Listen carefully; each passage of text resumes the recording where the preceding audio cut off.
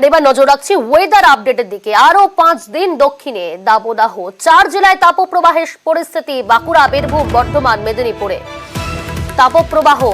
দক্ষিণবঙ্গের সব জেলায় গরম বজায় থাকবে, অস্বস্তি থাকবে। বুধবার পর্যন্ত গরমে পড়বে দক্ষিণবঙ্গ। বৃহস্পতিবার থেকে বৃষ্টি হতে পারে এমনই সম্ভাবনা।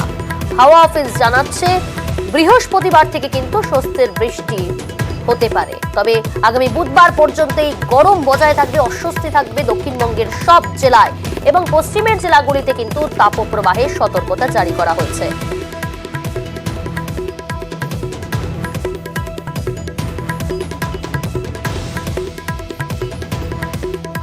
দক্ষিণবঙ্গে মোটামুটি আগামী 5 দিন বেশ গরম থাকবে এবং শুষ্ক থাকবে। এবং অন্যান্য যে জেলাগুলি আপনার হট অ্যান্ড হিউমিড ওয়েদার সতর্কবার্তা আছে দেওয়া আছে।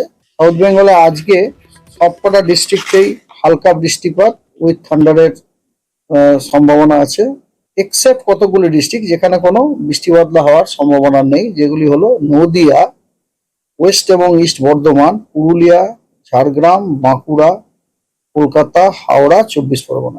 ওই উত্তরের জেলাগুলোতে 5টি জেলাতে আপনার widespread, light to moderate rain, আর অন্যগুলোতে scattered. I don't think before 14th we can declare the onset of monsoon over Dakshin Bongo.